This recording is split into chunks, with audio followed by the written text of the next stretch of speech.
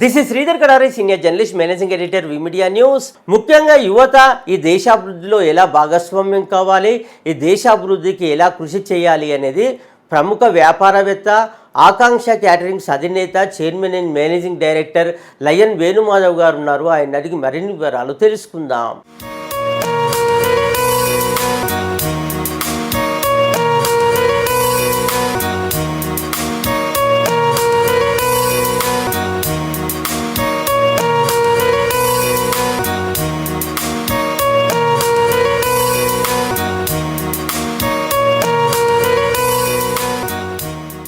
మేము షాప్ నుంచి వచ్చాక దాదాపుగా ఒక 2-3 వర్కర్స్ ఉంటారు.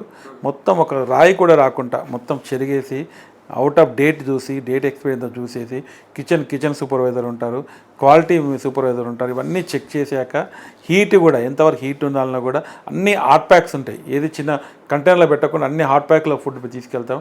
ఆ ఫుడ్ ఏంటి దాదాపు 7-8 అవర్స్ వేడిగా ఉంటుంది. స్పాట్కి వెళ్ళాక కూడా అక్కడ హాట్ డిషెస్ కూడా ఉంటాయి.